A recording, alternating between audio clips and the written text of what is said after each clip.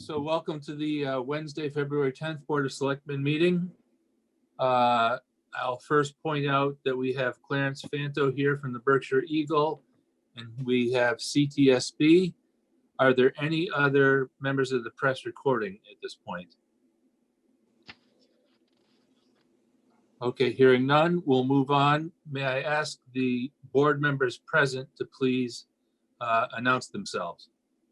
Mary Beth Mitz. Dave Roach.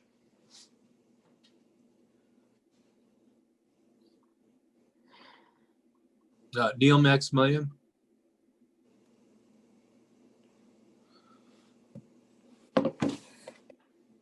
I see Ed, but he hasn't. I'm sorry. I thought I said. Okay. Ed's here. All He's with set. us. Ed Lane is here. We're all set. Okay, thank you, Ed. I have no new announcements from my seat, so we'll move on to the minutes. May I have a motion to accept the minutes of January 27? I'll make a motion to accept the minutes of January 27. Second. All in favor? Aye. Right. Aye. Okay. There are quite a few people here. Is anyone wish to speak during Citizens Open Forum? And if so, please raise your hand, either actually raise your hand or use the raise hand function on the Zoom, and you'll be recognized and given time to speak. I'm not seeing any raised hands, Mr. Chairman. Nor am I. Actually, a lot of people turned into white snowmen. I'm sorry, I'm not familiar with the process.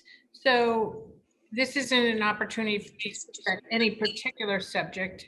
It's just a general question that you're asking us whether we have an opinion on.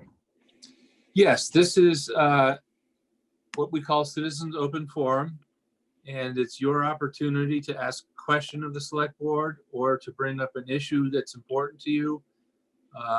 Anything at all. This is really your time to speak to us about anything that you might want to speak to. Okay, so my name is Deb Bronston Culp. My family and I own a house in Lenox on Bramble Lane. I did want to talk about the Forest Wild proposal at Cork and Hearth. Is this the right time to do that, or is there another time later in our session this evening? We are going to have a discussion under general business about the marijuana shop. Chris, I would say that we would allow comments from the audience during that time. Would you find that acceptable? Yes, certainly. Okay, so let's table comments about the Cork and Hearth marijuana proposal until that time. And you will have an opportunity to speak during that discussion. Thank you. Absolutely. And anybody else with any other issues in mind?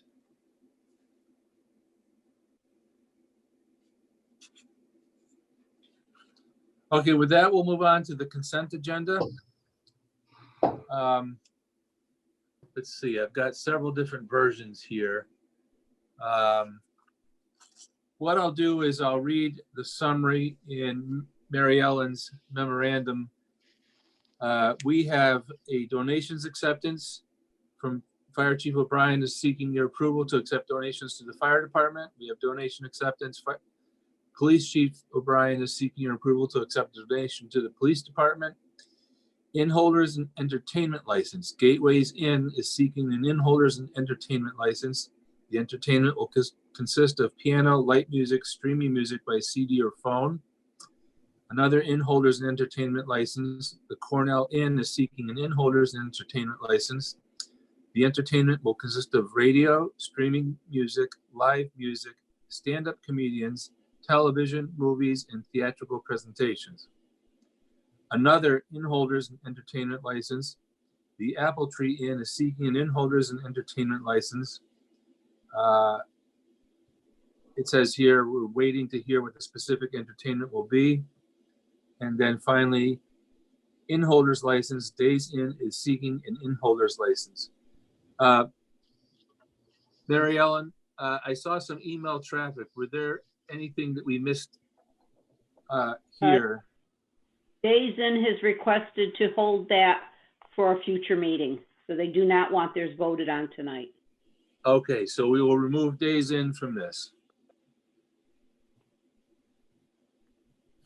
So, Mr. Chair, I'll make a motion to approve the consent agenda, except for the in-holders license for the Days Inn. Second. All in favor? Aye. Aye. Okay. Moving on. Under general business, we have a public hearing for National Grid. A representative from National Grid will be here to present and request permission to locate poles, wire, and fixtures along West Dugway Road. The motion to open the public hearing is required prior to an explanation from National Grid. We'll confirm that they check in with DPW staff as to any buried town utilities, and that the new poles will be the same make and style as existing in the neighborhood. After that, we'll close the public hearing and vote to approve or deny the request. Mr. Chair, I'll make a motion to open the public hearing. Second. All in favor? Right. Aye. Aye. Okay, do we have a representative from National Grid here to discuss this? This is Steve Hare from National Grid. Can everyone hear me? Yes. Yes. Hey, how's everyone doing tonight? Great, thank you. Thanks for being Yeah, here. so thank you. So we are looking to install 3 poles along West Dugway Road. We intend to extend that line as it comes from West Mountain Road.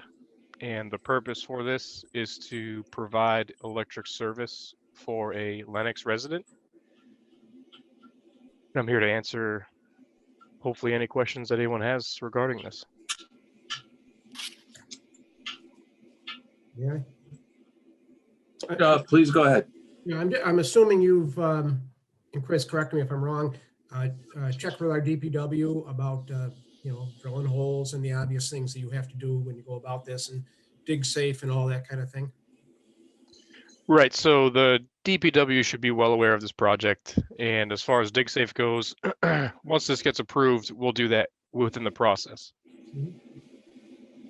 I believe in this instance, Director Miller from the Land Use Department has also been consulted and has confirmed. Mary Ellen, is that right? Yes, that is correct. Okay.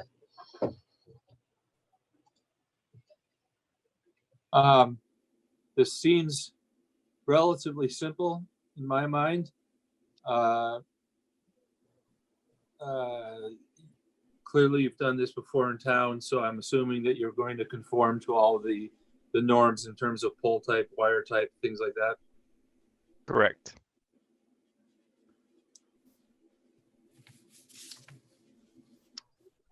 Are there any abutters or neighbors that have anything to say about this that are present tonight?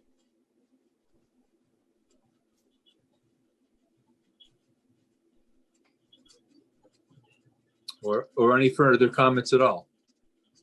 Well, this looks very straightforward. I'm not seeing any hands raised, Mr. Chair. Nor am I. I would entertain a motion to close the hearing. I move to close the public hearing. Second. All in favor? Aye. Okay.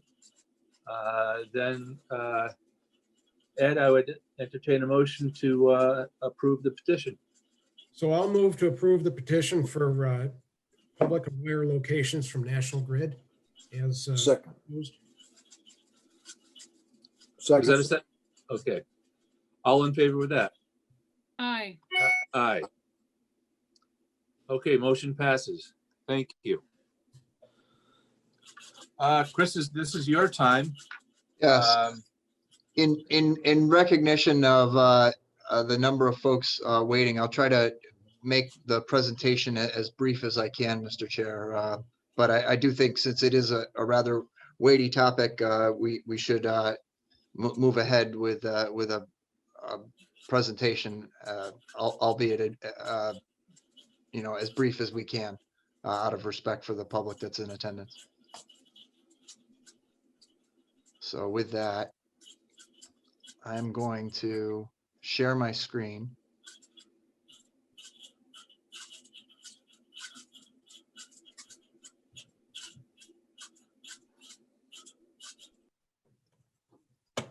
So pursuant to the conversation that we had at our last meeting, we're prepared to present the FY 2022 budget recommendation and financial presentation.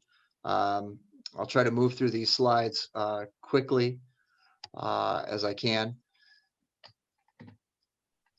So the budget overview, similar to the preliminary budget that was presented at the last meeting, we're looking at a $29.6 million FY22 budget request. In order to fund this request, we're looking at a requirement of a 2.7% increase in the town's levy on real and personal property compared to FY 2021. This will also require a lower reliance on reserves to fund the operating budget. We're going to be asking for $275,000, down from the $406,000 that we used last year, and there'll be further discussion about that in the subsequent slides. This budget request provides for, funding for existing services and several strategic priorities. We're making modest assumptions around local revenue. We're not going to be using some of the same doom and gloom projections that we used in formulating the current fiscal year budget, but I wouldn't call them local revenue estimates that bring us back to normal either. We're categorizing these local revenue estimates as modest in nature, and we're assuming state aid and assessments in conformance with the governor's budget, recognizing that there is still quite a bit of the legislative process ahead of us, so we'll be continuing to monitor that as time goes on. Continuing on with the discussion, there's a total of $2.7 million in proposed capital investment, $875,000 of that coming in the form of a general fund cash capital outlay for a number of capital projects, many of which were deferred from the previous fiscal year. We're awaiting a final budget from the school committee, so we're currently using the target placeholder amount of 3%, which the superintendent and assistant superintendent have indicated is their intended target for their own FY22 budget that's making its way through the school committee process as we speak. We did get some good news just before the previous meeting. Berkshire Health Group, which is the town's joint purchasing group for health insurance for employees and school staff, is looking at a 0% rate impact on their rates for FY22. And with that, we're also looking forward to resuming OPEB funding going into the general fund for $250,000 in contributions to the trust. That's up from 0 when we cut it back from over $500,000 in prior years.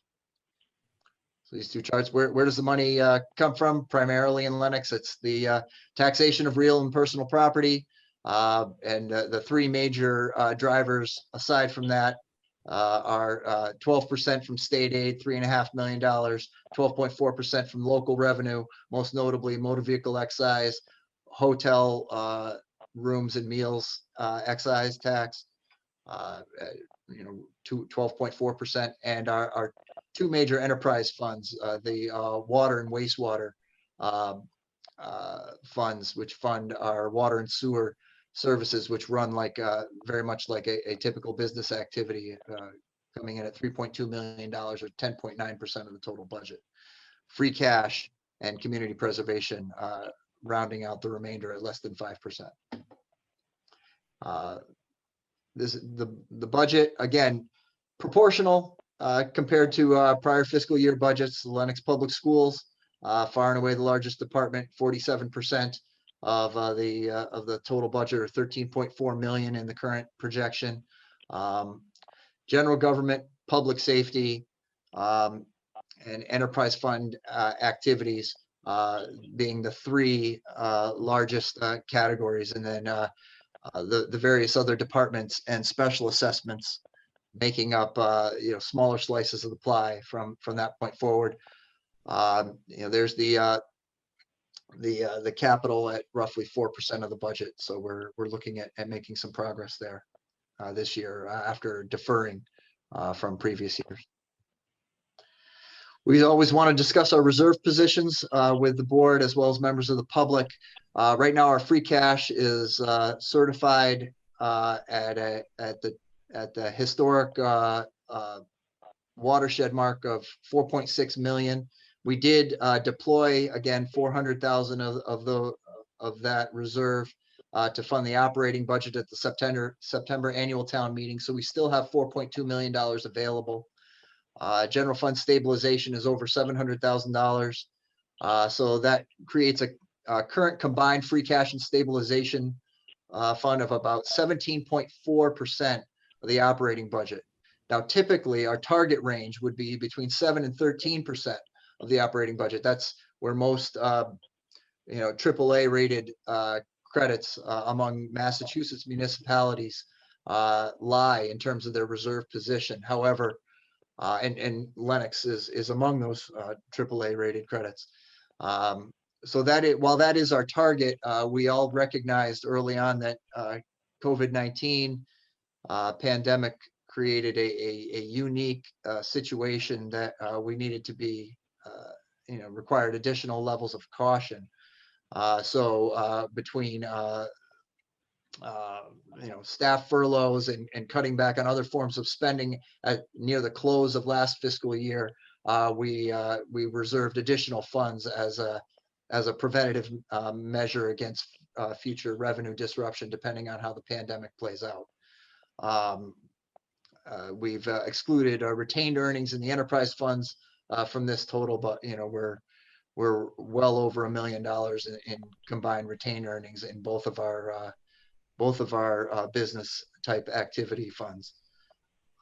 Other post-employment benefits trusts, currently we've saved, we haven't saved this much, but the market has assisted the town in securing over $6.1 million in total trust fund balance towards a roughly $17 million trust fund liability, not a trust fund liability, but an actuarial liability in our other post-employment benefits obligations. This is the actuarial estimate for that's recorded on our balance sheet for the commitment we've made for municipal and school retirees as it relates primarily to their health insurance. And then the town has almost $3.4 million in untaxed levy capacity. This is the amount that the town could tax without a Proposition 2.5 override, which we have absolutely no intent of doing. But this number is a barometer for the amount of money that the town has foregone in taxes through the fiscal management of the Selectmen, the Finance Committee, and the School Committee. This next table shows a number of things. The gray bottom line is the most relevant. It's a historic, current, and projected measure of our annual year-over-year growth in our tax levy. This is the amount of taxes that the town bills out for real and personal property. You'll see in FY20 we were at more or less our target rate of 2.5%.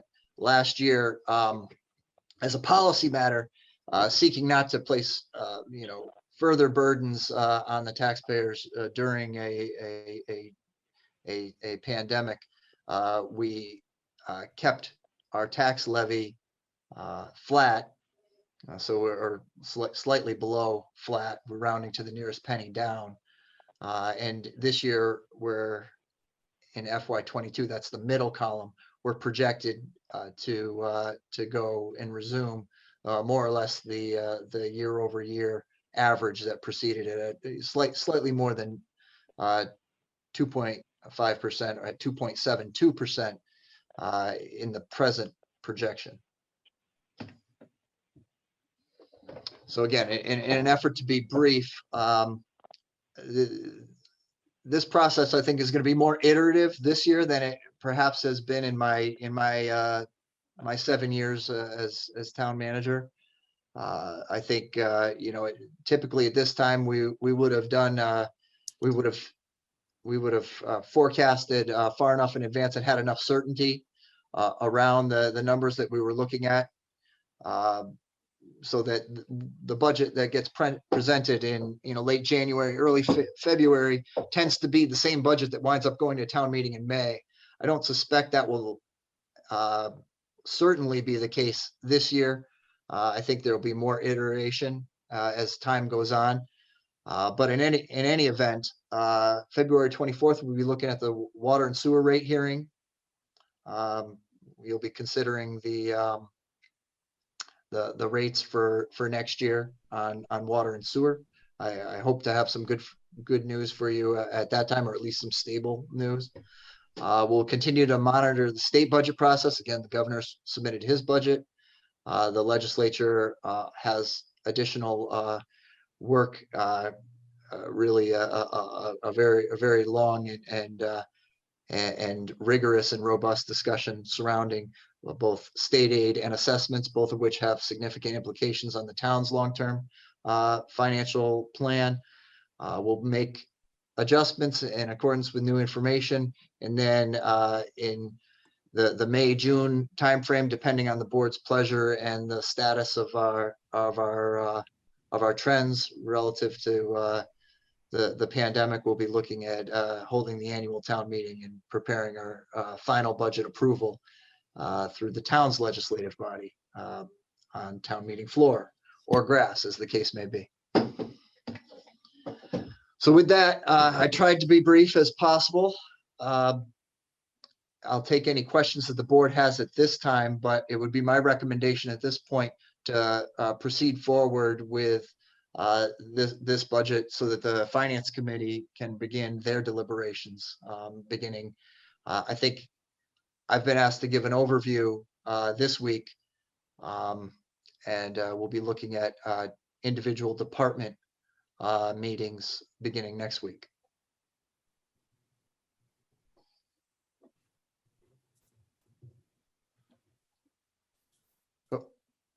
Neil, you're muted.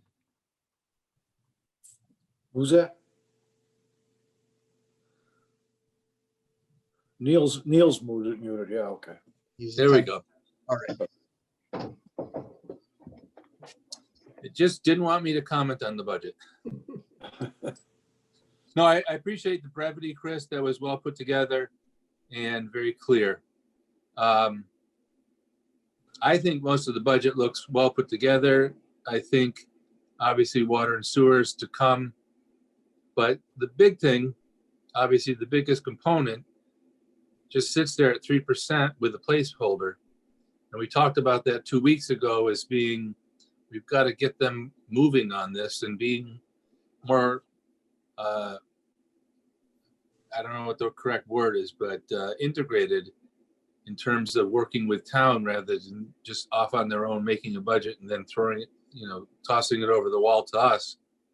And I don't know if you and I should talk to Dr. Cameron or if that would have any sway at all, but I'm going to be honest, I'm a little nervous about it. I'm a little nervous that we have this 3% placeholder because that's the target. And if they're taking this long to come up with something, it must, maybe I'm just assuming the worst, but I assume it must be that they're having a hard time meeting that target for one reason or another.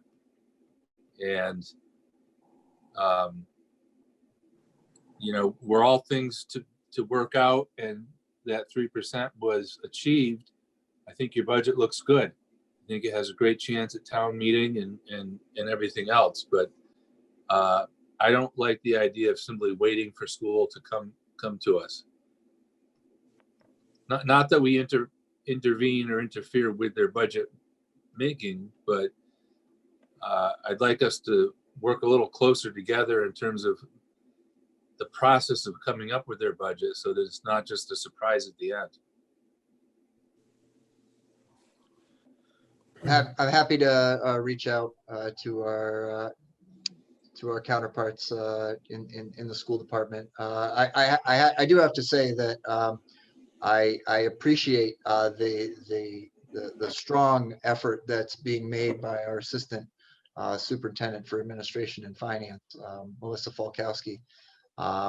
She's working very, very diligently and is I believe making every effort possible to hit the target that we've set. And if they're successful in doing so, as you said, I think we will be in a stronger position. Mr. Chairman, Go ahead. you know, and I appreciate everything that you've said about that. And it comes to mind that in the past, the one thing that used to hold up the budget more than anything else was our health insurance costs. Yep. And it was all, and we've weathered double-digit increases over the years, and we've still been able to maintain our, I think, a fair increase in taxes because of that. And the school department has always held off on submitting a budget until that was cemented down. Well, that's cemented down now, and it's zero. So I can't understand why they can't. We have a placeholder for 3%. I can't understand why that can't be cemented. I really don't. So I agree with you 100%. And I think because of the fact that the health insurance this year is certainly not the thing not the problem that we faced over the previous years, that we should be able to nail it down. Mm-hmm. Thank you. Go ahead, Ed. You know, the budget, I mean, a great job on the budget. I'm glad to see some more money being spent on capital this year, because that's important. You can't skip that multiple years in a row. I'm Mr. Conservative, and I like the way, you know, I want to hold on to some of our cash, our free cash, et cetera, et cetera. But I do agree with Neil, with you and Dave, that I'm always afraid of the unknown. And, you know, I think the school department should give us an answer as soon as they can. Hopefully it's at 3%. But you know, this wait until the very end, then everything gets all blurry and everything's happening quick. Let's just get it done. 3% or less. Yeah. Well, I appreciate the support. I agree with you. And I guess Chris will communicate that, and I will be available for help at any point in time. Obviously keep it cordial and all the rest. We're all working together. The school does a wonderful job. But many, many years they've been able to continue to do a wonderful job keeping their budget increased to 3% or less. So I'd like to see that continue. Especially in light of the year that we just had. I think everybody demonstrated in town that they were able to tighten their belts. And to me, emotionally, spiritually, if for the school to participate in the same way, I think really makes it feel unified. Mr. Chair, if I may, I believe Mr. Archie's entered the meeting. If I could take a moment to confirm that. Please go ahead.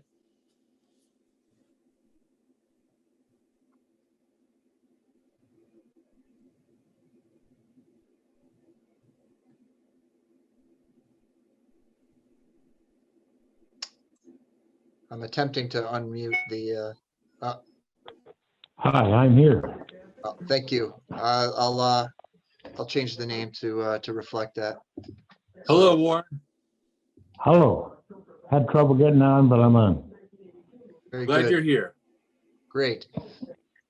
So unless there are any more questions, Mr. Chair, I'll prepare to brief the Finance Committee accordingly this week. I think you should go ahead and show the Finance Committee what we have. Yes, sir. They have actively asked to be more involved, and I don't see any reason not to let them be involved. We appreciate their comments. So let's give them what we have so far, knowing very well that the school budget is the biggest component, and we don't know what that is yet. But let's be transparent with them as quickly as we can. Understood. All right, we'll make it so. Anything else on school before we move on to what I think a lot of people are here for? I'm sorry, I'll wait. Please go ahead. So, Mr. Chair, if we are moving on to the next topic, I would like to, at this point, recuse myself from this discussion as I have a conflict since I am the town administrator of Lee. That certainly makes sense. And as I understand it, you will not be back. I will not return. I would like to make our land use director, Gwen Miller, the host for the purposes of conducting the meeting via Zoom. Okay, that makes sense. Chris, have a great evening. My computer says that she is now the host, so I will sign off. Thank you, Mr. Chair. Thank you, members of the board. Thank you. Okay, thank you, Chris. And hello, Gwen. Hello, Gwen. Hi, everybody. I'm here. Hey, Gwen. Hello. Actually, Long time no see. Really? I have two of you now. Yeah, I have to, I'm signed in on the town account and my own account. So let me figure this out just quickly. That's okay. Two is better than one.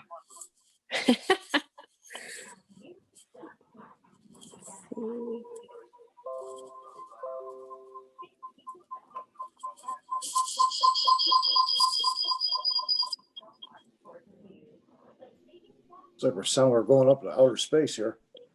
Yeah. Let's give Gwen a minute to get settled, and then we'll move on.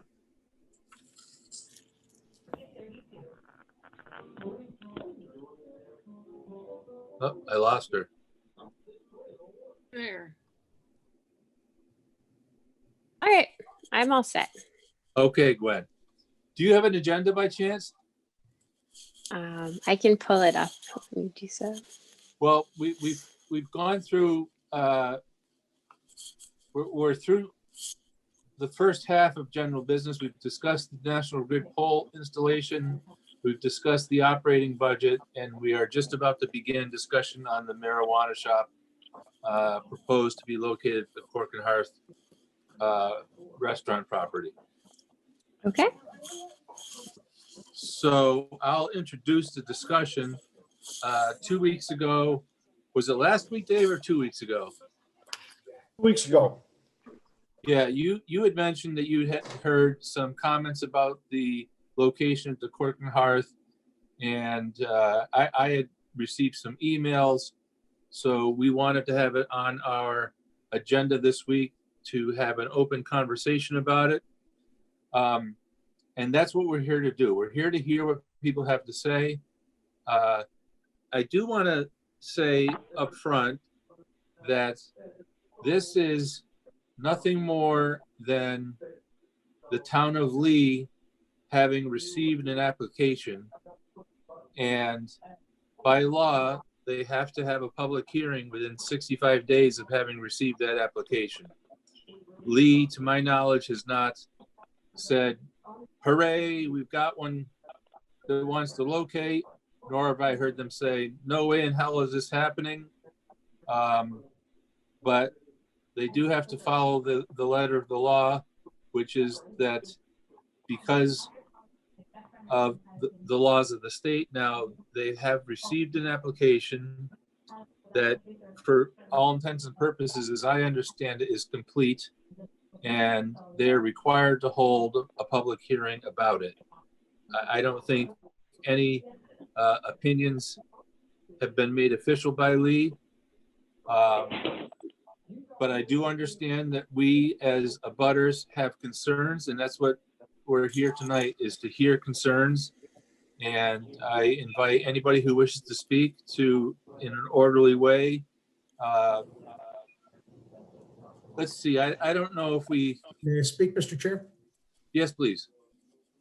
So so we all know where we're at, and I just want all the audience to know this too. I've contacted our counterparts in Lee, and they don't know the date of when a meeting is going to be, a public hearing is going to be. But, you know, I did tell them that we want a seat at the table because we're direct abutters, not because of the plan, the way they, you know, that's their business. We are direct abutters, and the town of Lenox and all the residents and all the abutters and everybody that has a say in a matter should be heard. They should voice their opinion. And they were very encouraged with that. And they said, welcome aboard. Whenever the meeting is, we're going to let you know, and we'll welcome you to that meeting. So, you know, they're not trying to push us aside or anything like that. They're fully open to have us come and share our opinion as direct abutters. Yes, that's my understanding. I mean, whether they welcome it or not, because of our, you know, position as abutters, we have a seat at that table no matter what, because of our location or our proximity to the shop. But the good thing is Lee recognizes that and is welcoming our commentary and is not confrontational.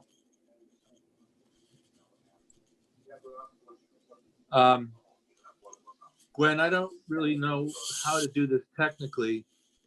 I suppose we could ask people to do the raised hand function on Zoom, and we'll just try to go in order as best we can. We'll make sure that everybody gets heard. So no one's not going to be heard who wants to speak. I am just technologically not expert at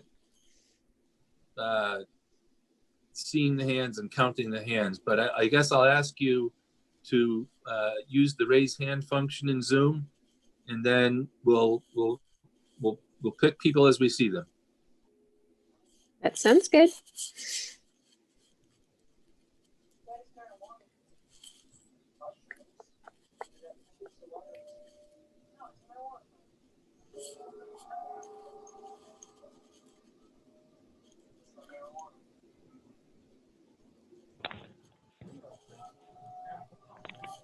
All right, well, I'm seeing Deb Bronstein-Culp. It looked like you raised your hand quite quickly. I know that you're anxious. Thank you. I do see members of Forest Wild here, so I'm curious if they're here to make a representation, or Pete D'Agostino at 10X. Are you going to tell us what about your proposal?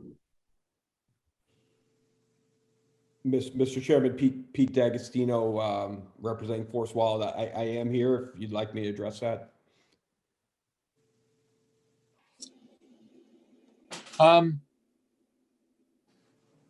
What do you think, Ed? I wasn't planning on having them make a presentation as much as this is really just sort of to hear public comment at this point, in my mind. I kind of agree. This isn't our public hearing about it. Okay. This is just Yeah, a this is discussion that we are, you know, we're very concerned, and we want a seat at the table when the discussions with the planning board or whoever it is, and Lee is going to, you know, look at this. We just want our voice heard when it comes to that. And I think it would be great if, as people raise their hands and speak, if you can give us your name and your address and provide your comment. But I would agree with Ed and Neil that it's not a presentation time for Forest Wild. It's more to listen to the concerns of Lenox residents. Okay. Certainly agree with that. Okay. So then I will just proceed.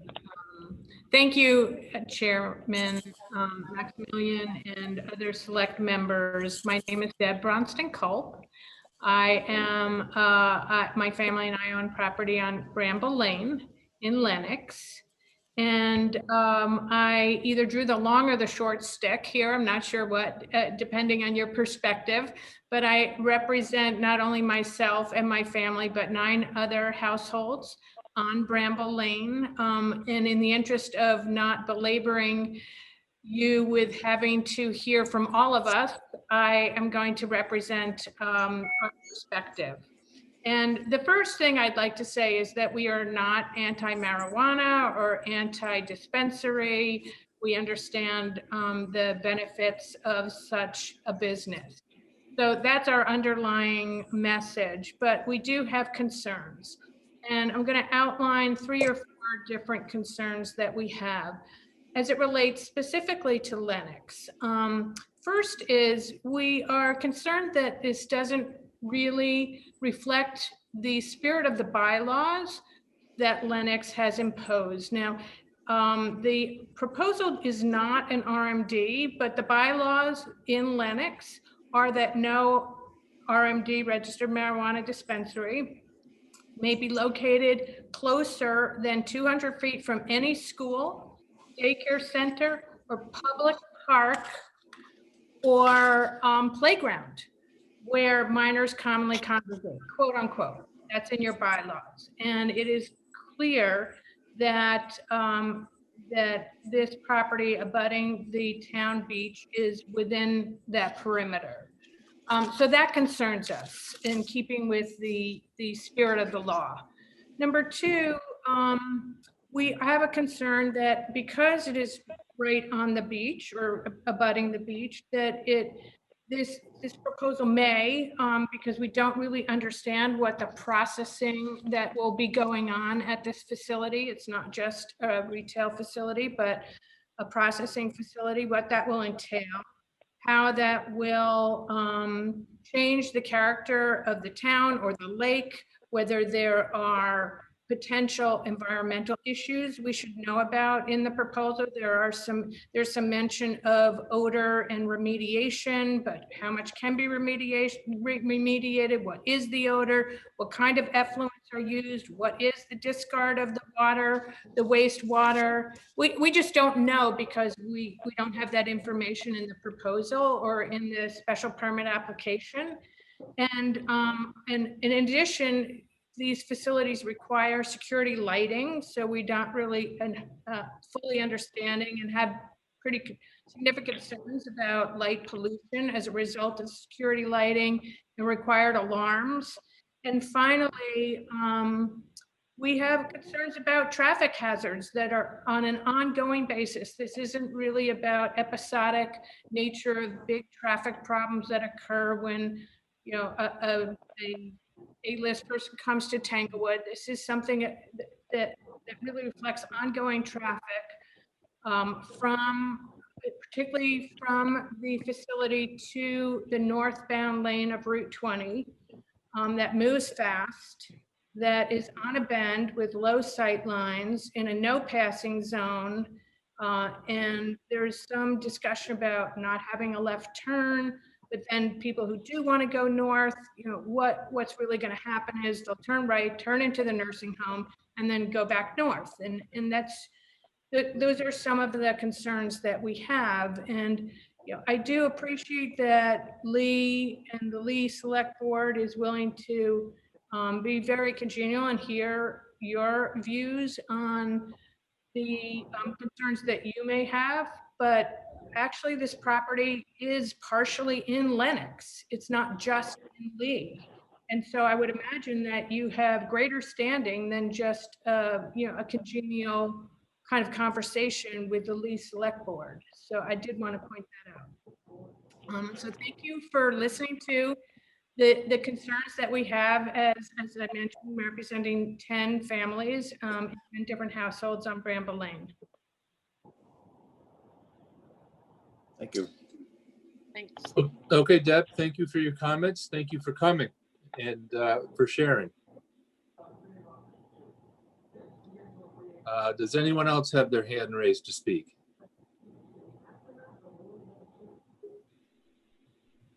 We don't know how to use the hand raise. Okay, if the hand raise function is complicated, raise your hand the old-fashioned way or get our attention somehow. This is a welcoming forum, so if there's something on your mind, this is the time. Mr. Steins want to talk?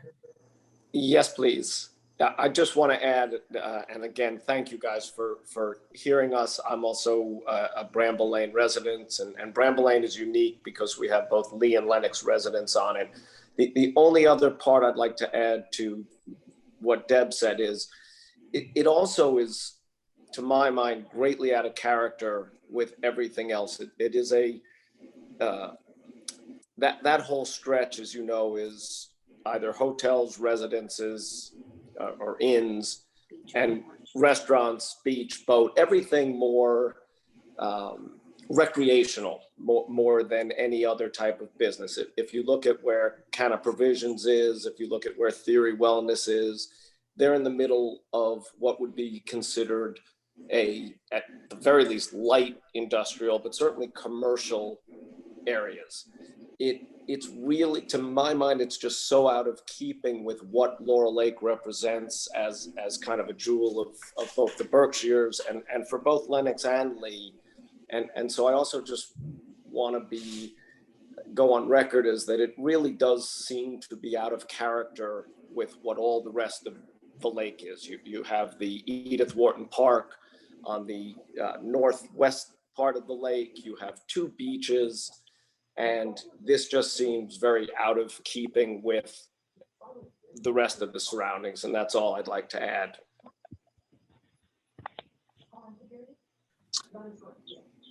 Well, thank you for your comments. Hi, this is Warren Archie. I have a question. And the question has to do with the functioning of how marijuana is sold. Are people, do they consume the product there? Do most of them take it away? Do they wander around the grounds? And that's the big concern I have. A couple of my constituents that are objecting to it is, how would this interfere with the beach? And could it? So what's the nature of how the business is conducted? Is it mostly come in and buy it and jump in your car and go away, or is a percentage of it consumed on the property? What's the answer to that?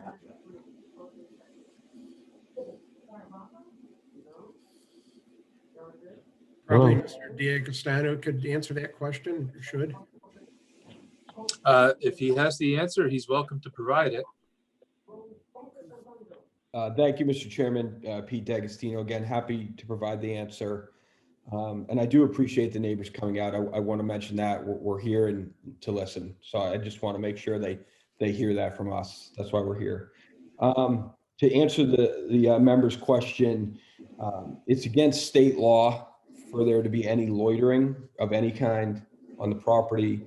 It's against state law for cannabis to be consumed on the property. It's against state law for cannabis to be consumed in public. So all of those things that the gentleman raises would be a violation of the state law. And the regulations 935 CMR 500 go one step further. They require us to ensure that there is no loitering or consumption of cannabis on site. So beyond it just being against the state law, they put it on the marijuana establishment to ensure that those activities are not occurring. So I hope that answers the gentleman's question, and I'm happy to take more questions or any clarification that the board seeks. No, that answers the question.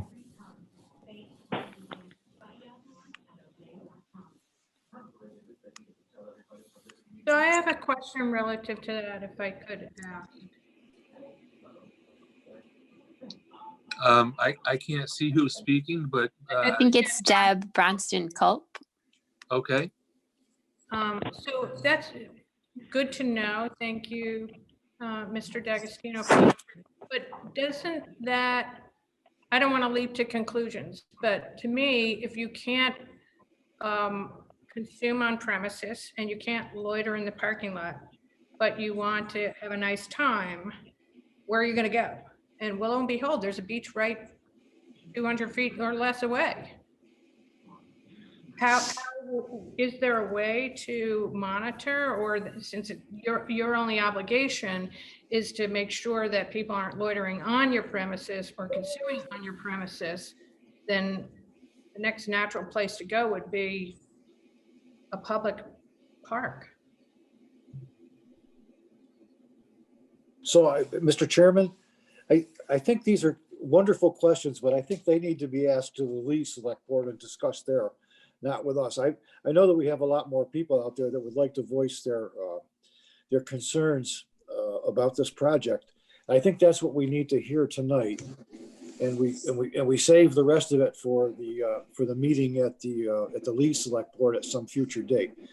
But because we are not going to be the issuing authority on this. We're going to be an interested party. And I think I'd like to keep it in that vein. I think that's a good instinct, David. I know people have questions that they'd like answered. We're just not in a position to provide answers. Even if we know some of the answers for you, they're not our answers to provide, because we have no authority in this situation.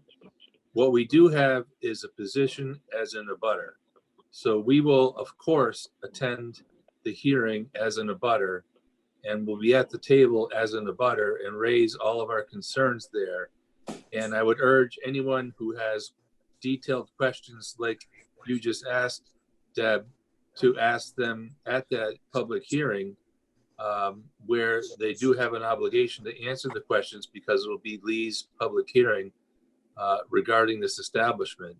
And that's not to blow off the question as much as I don't want to accidentally mislead someone if we answer a question incorrectly, because we are not the authority here with the answers relative to this application. I just want to chime in too. Darlene and I did speak with Peter and another representative of the application. And I believe there's going to be another Lee Planning Board meeting too in the coming weeks. So people would have an opportunity to learn more about the site plan and specific impacts at that point, as well as at the Board of Selectmen meeting in Lee. Planning board meeting is where I think we should definitely attend that one, plus the select board meeting. But I think the planning board meeting is important that we actually attend, or some. My sense too is that the Lenox Planning Board at their meeting last night, they also expressed interest in reviewing the site plan as an abutter.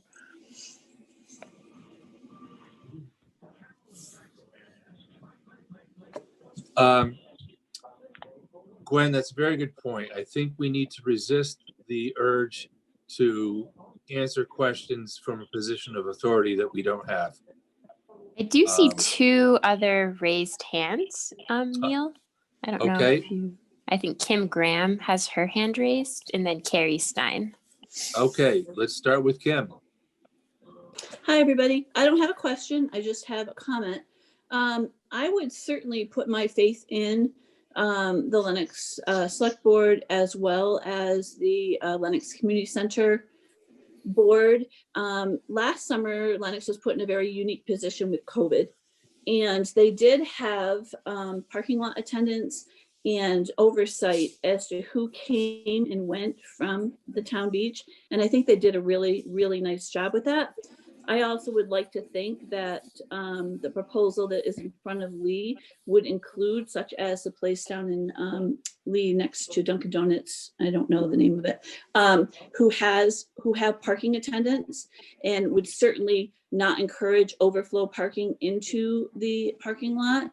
And I think maybe this is a time now that the select board and the community center board might want to take a look at their Lenox resident only policy. I know that that has been on the forefront for a while. I know that it was on the forefront last summer, and it might be a time that you want to take a look at that. And I think that that would address Deb's concern with the loitering or heading down to the beach, versus staying in that parking lot. I would put a lot of faith in the community center board and the select board to look into those ideas. That's it. Thanks, Kim. Hi, everybody.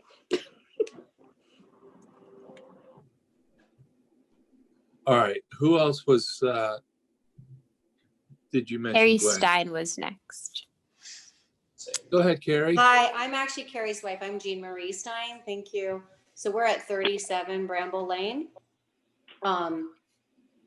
There's two things that have not been brought up that I'm concerned about. And one is that the hours are very long. They've been, at Kenna, they're like 8 to 8 almost every day and a couple days till 9.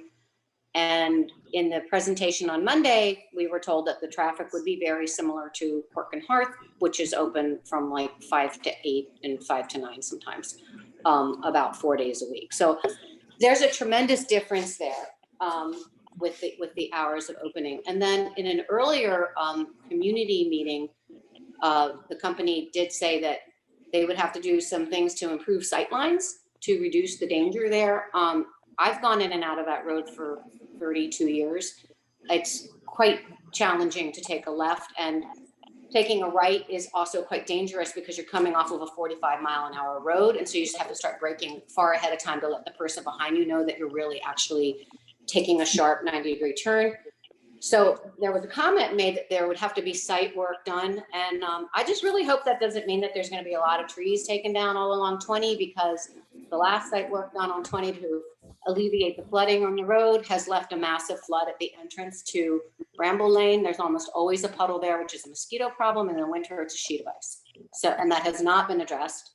And that was not the way it was prior to the work that was done on the road. So I really hope that you guys as a committee will, pay attention to what's being asked of us to create sight lines and change traffic on a really tricky place. And that's it. Thank you. Thank you for that.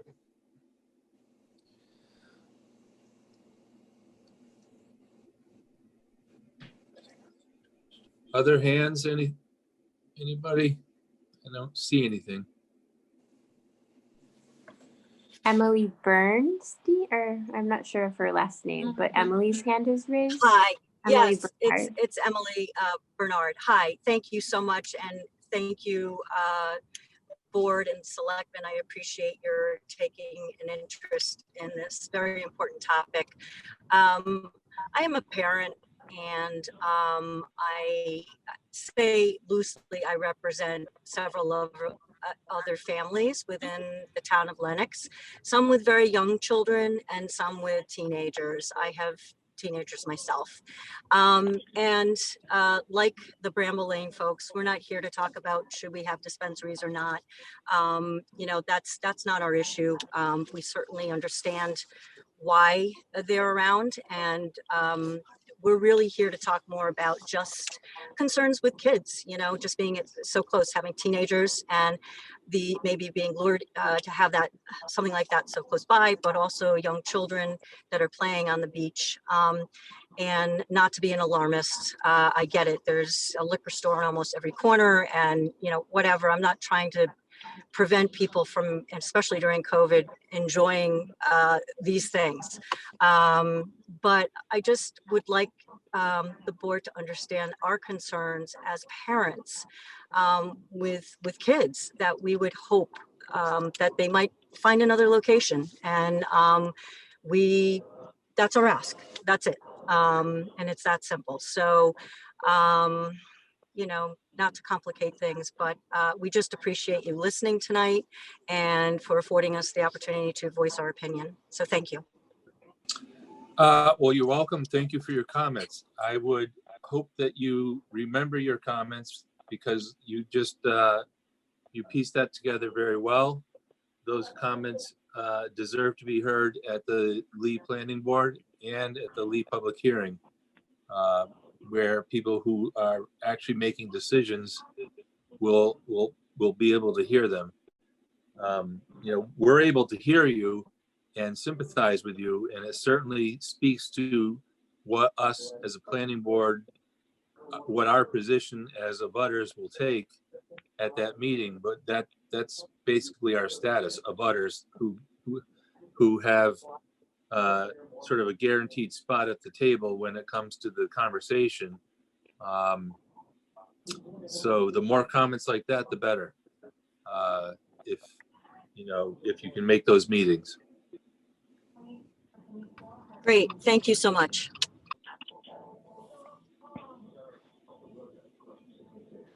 Dave? Mr. Chairman. Please. I just want to try to, in my own mind, redefine what our function is. And I think as I see it, I think you outlined it pretty well, is that we represent the residents of Lenox. And they're coming to us asking for us to represent them and help them with this process at the league's select board and zoning board hearings and planning board hearings. So, I think it's incumbent upon us to do exactly what we've been elected to do, which is to represent our residents. And I have not heard, and maybe I will, I have not heard a whole lot of people speak in favor that this is a good location for this particular venture. So certainly all of us are available to receive those comments at some point in time. But the majority or all the comments we've had tonight are people are having concerns. And I think that's the message that we need to deliver to the lead select board. Thank you, Mr. Chairman. Dave, I couldn't agree more. And what format that will take, I certainly understand what the format will take in two instances, which is to participate or be in the audience of their planning board meeting, and obviously to be at the public hearing.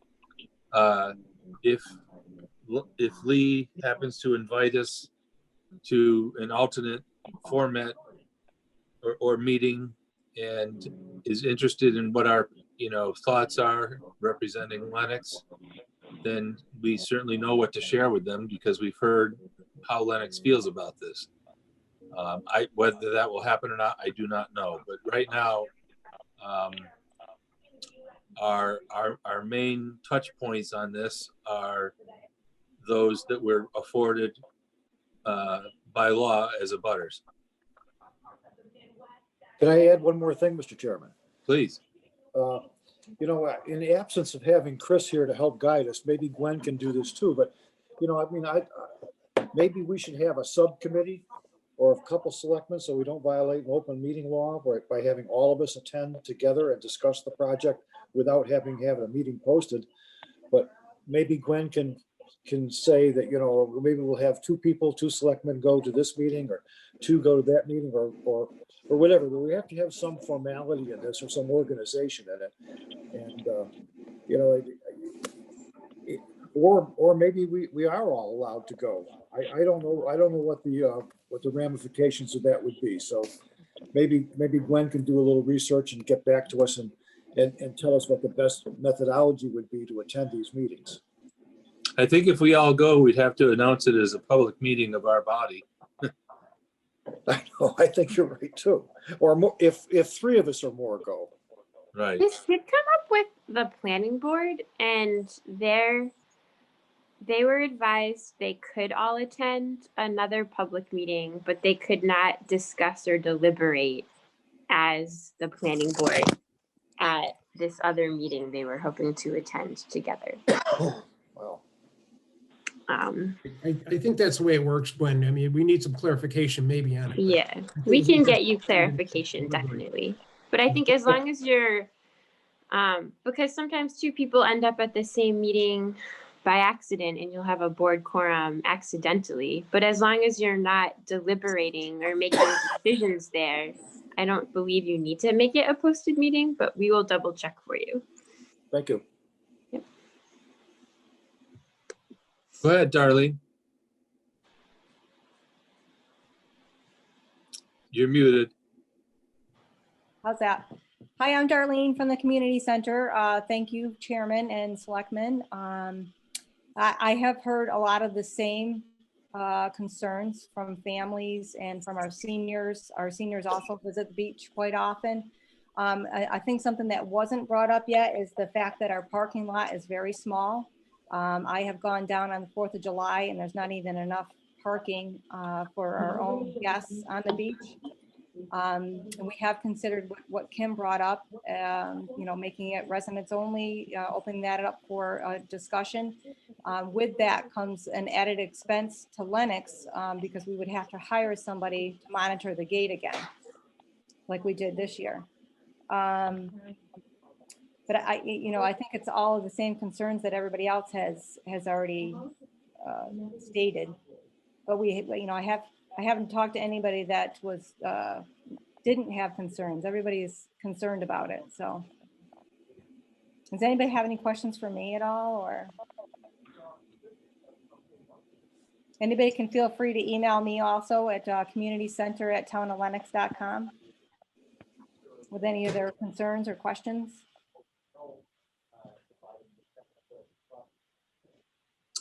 Darlene, I think it would be helpful during those public meetings if you were prepared to talk about just how many senior and or children's groups in Lenox use that beach. Absolutely.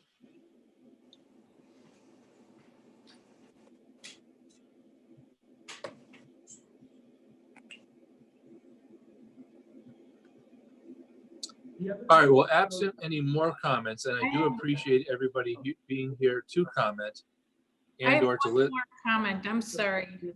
At the risk of overstaying my welcome, I just want to ask something that's probably a very naive question, but I just don't know the answer to it. And so I apologize in advance, but since this property straddles both Lee and Lenox, why is it that it's only a Lee decision? I frankly wasn't aware that it straddled, to be honest with you. So that's something we'd have to look into. I'm just not sure. I'm not sure how to answer that because I didn't know that. But we can certainly find out though. We can verify it, but we did not believe it straddled the town line. The beach property does a little bit, but I don't think the Cork and Hearth parcel does. Mr. D'Agostino, I think you have in your special application what, map where it shows that the property, especially on the north end of the parking lot, is in Lenox. Is that true? So Mr. Chairman, Cranwell does have access on the south side of the Cork and Hearth.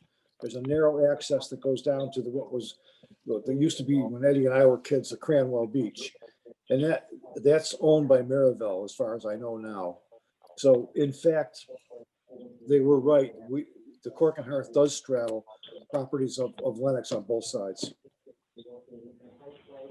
As an abutter, not as actually in the Exactly. We abut them on both The sides. town beach property straddles both towns, but Yes. I'm looking at the Lenox tax map right now, and the Cork and Hearth restaurant does not. That parcel is only in Lee. Yes, it is. So that's why the Lee zoning bylaw applies to this special permit request and site plan review. Thanks, Gwen. Thanks, Gwen. You're welcome. Again, I would urge folks to, I'm not trying to put anybody off, but technical questions like that, I think, are best saved for the Lee meetings and or sent to the Lee Select Board or the Lee Planning Board, who actually have the authority and who are holding hearings on this actual subject. I would hate to have you act on information that we're trying to provide when we're not, we have no governance in this process. Yeah, if you really want to make your voice heard, I would suggest you go to the Town of Lee website and check how to make your comments known to the Lee Select Board.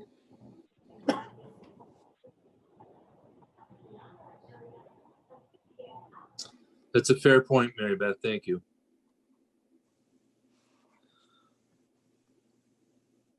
All right. Does anyone else have any comments with a burning desire to share before we move on to in our meeting tonight?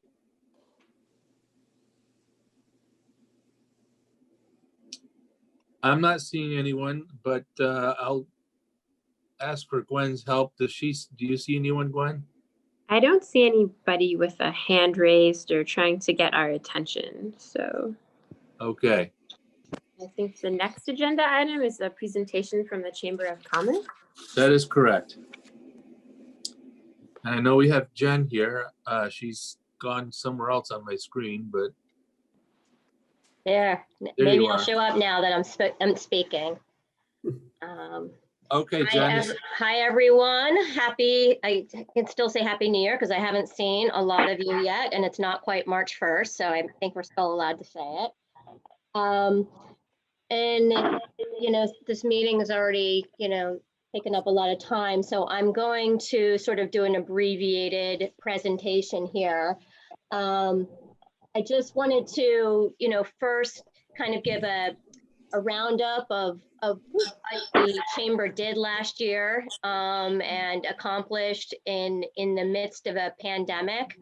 You know, with the help of the town, the community center, DPW, cultural district, we were really able to pull off some great programming that I think we're all pretty proud of. We've gotten tons of press as a result of the Bullfrog and Baum PR initiative, but we created a story to tell.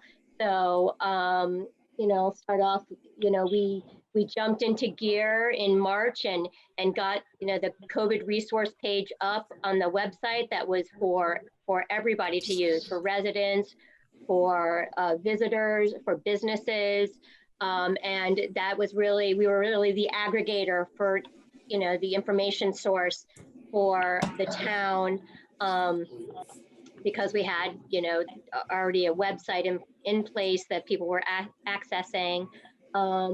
We worked hand in hand again with Darlene and Bill Gopp, getting the outdoor dining up and running. And, you know, Darlene got the town ambassadors to service the dining terraces and walk around town and making sure everything was, you know, COVID safe, and that people kind of, if they had questions, they were able to ask any of the town ambassadors.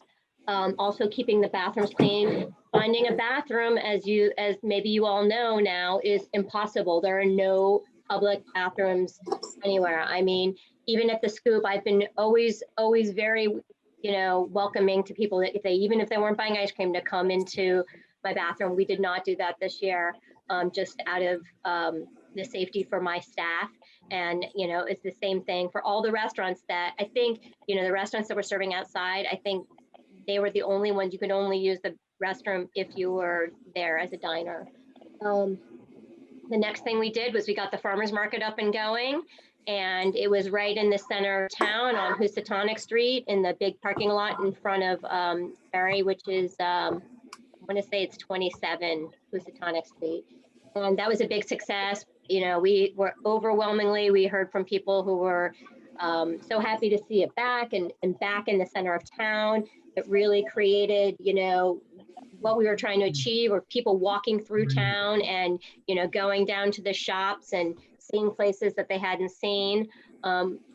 We in lieu of apple squeeze, which you weren't able to do because of the COVID restrictions, and just out of safety measures, we had our first annual art walk, which was very successful in all ways. The artists were happy, the attendees were happy. It really, the restaurants and the shops all saw a big boost that weekend, and the way that we had it strewn through town, it, you know, allowed for people to safely walk around town. There were no bottlenecks where people were crowding, and then we finished off the year with Lenox Winterland. We weren't able to do our typical, you know, all of the things we do with our weekend of welcoming Santa and then going into the pub crawl. So instead we did the holiday tree walk, which we did 30 trees around town, all lit up. I'm sure everybody saw those if they were in town, and we got a lot of coverage from that. We had coverage on Spectrum TV. I did an interview, and still stuff is, you know, coming in. You know, I'm being contacted by other towns and, you know, just other journalists, just, you know, asking about the events and whatnot. That being said, moving into 2020, I have submitted the marketing plan to all of you, and strategy remains the same. I mean, we are going, you know, we're still trying to focus on the shoulder seasons, and also bringing in new people, new visitors to the area, younger folks. We're skewing younger. I think if nothing else positive could come from a pandemic, it really allowed us to be able to feature Lenox and its attributes, its natural attributes. People were coming to town and hiking and biking and just, you know, taking advantage of everything we have to offer, all the outdoor stuff that we've been saying, you know, we have all this other stuff besides Tanglewood and, you know, I mean, the cultural entities. So we were able to really highlight that, and that has, you know, we've got a momentum going now. So we're going to have repeat visitors, we have people coming, a lot of people coming from the Boston area, eastern part of the state, that had never been here, you know, and they always said, oh, we haven't meant to get out here. I mean, they weren't going to the Cape typically because for whatever reason, and so it was good to see that. So what we're planning this year is what I have seen in, you know, the 18 months that I've been in my position is in the marketing, all the marketing that we've tried, the events are the best way to market. And then it brings people to town, and if you're building the right event, you will bring the, you know, folks to town that are also going to spend money in town, eat at our restaurants, stay in our inns, shop in the shops, and so that being said, our plan is, which is the first thing the first event that I want to tell the board about is we want to do an additional art walk. We would like to have a spring art walk the weekend of June 5th and 6th, which is the weekend after Memorial Day. It's to kick off the season. We'd like to expand it. The last art walk, we had 38 artists. And we'd like to increase that to 60 or 70.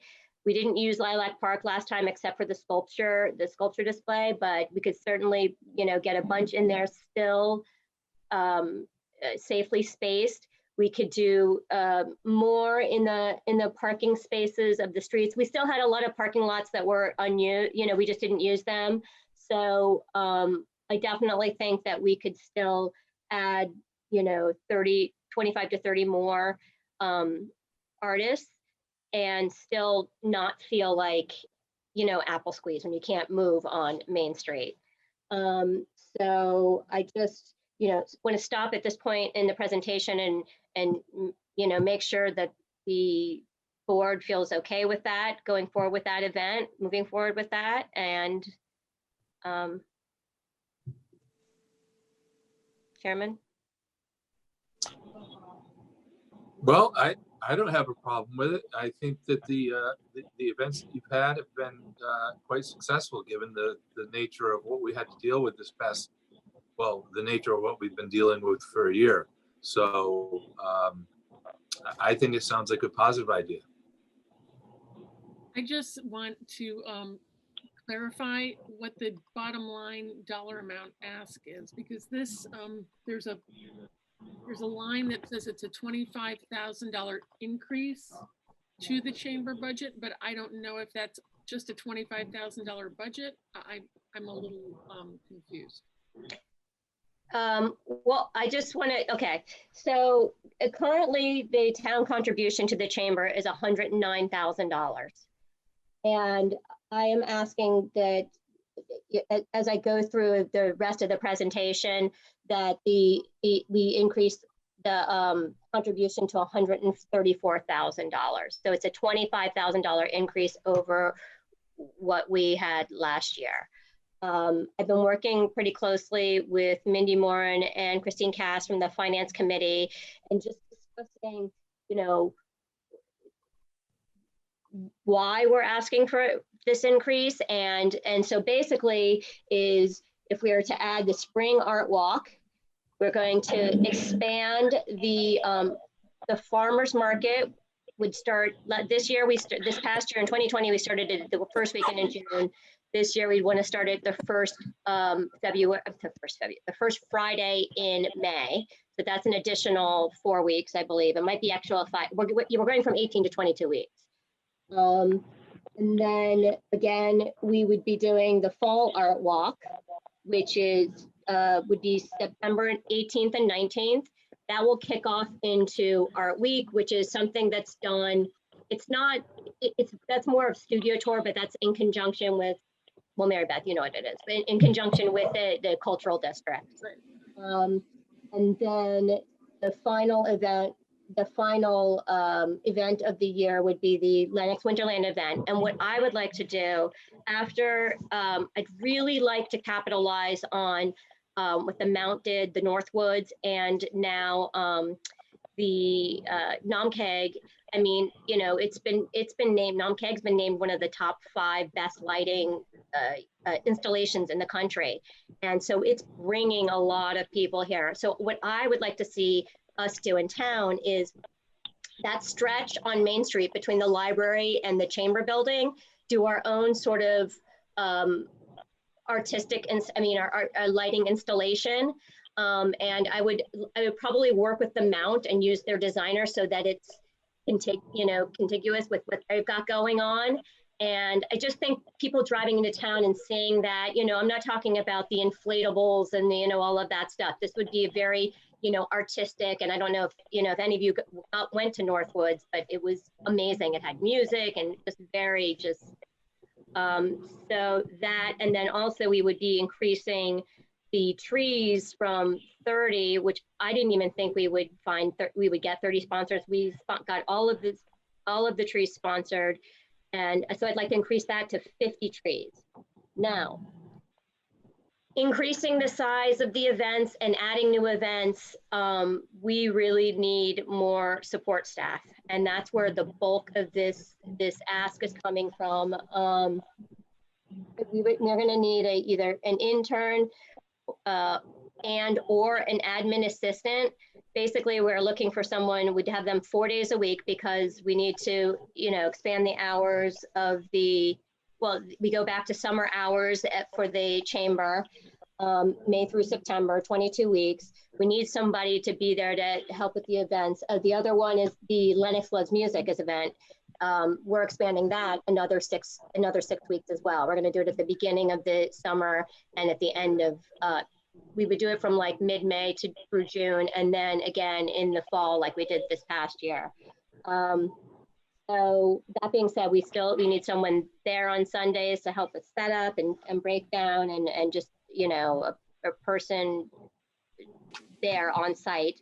So we expect that to be about $7,500. Currently, Deirdre, who's my creative services manager, and I are both part-time at the chamber, and we both need to have probably 100-hour increase to do these further events, just even for the preparation for those events. I mean, there were weeks where I was putting in 50 hours and just still and only getting paid for 20. So So anyway, there is that. Then the third thing is the Winterland. I am expecting that to be $5,000. I need to talk with Bill Gopp. I mean, Bill Gopp will help me with that, but that's kind of where I'm ballparking, just knowing, you know, the cost of things at NOMCAG. I had spoken with Brian Cruey, who organizes that, and then I can get, I'll speak with the designers and get I would get obviously a quote and whatnot from them. But one of the other things that we are seeing, so we're in the midst of our membership renewal, and we're at about 50% of where we were last year. What I'm saying though is, first of all, I'm expecting probably to be down 20% with members. And that's not, it's because they just don't have positive cash flow now. So I may see them come in a little bit later, but still that, you know, really, you know, if I'm depending on that income, January, February, it doesn't come in till June or not at all. I mean, there's some, not only that, but the advertising. So like, for instance, the pool agency who owns a bunch of hotels on the Lenox Pittsfield Road, they always, for many, many years, as long as I've known the guide, they've taken the back page of the guide as ads. They're not taking it this year. They haven't even submitted their membership, which, and, you know, and then we had a couple of the Hilton we're not doing any, they consider the chamber membership advertising, and they are halting, I guess, all marketing. And so for the time being, so, you know, there's just, you know, and this is just an effect of COVID, and, you know, there's just some of the smaller shops, we're seeing some of them closed, and the restaurants just, you know, a couple of people have said, oh, can I pay later, or can I, you know, so we didn't increase our dues. We are expanding the time that we offer, like reduced dues. We are giving some more value-added stuff. We're letting our members take the window to promote themselves and share the window at no extra cost. So, you know, we've been doing a lot of stuff, just value-added, and just, you know, what we would normally charge for, and just anything to help our businesses. Great, thank you for that explanation. That really helps. Say that again? Thank you for that explanation. That really helps. Yeah, and then, I mean, and then of course, when I came in, you know, the chamber was $70,000 in debt. I'm not a person who likes debt. I've been chipping away at that. We're now close to, you know, like 14,000. So I see that being paid off in the next year. But I mean, that's bad debt that's sitting on, you know, my books that I have to, so $15,000 goes to that right off the bat. So, and, you know, the incremental income the net income that I make from some of these events, you know, that's just like, okay, it's like, I don't even get to see it because it's going to debt.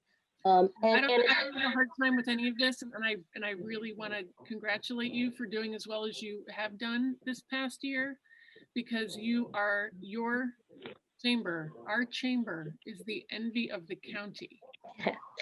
Honestly, I've been on calls for my work, and everybody wants to know, how can we do what Lenox did?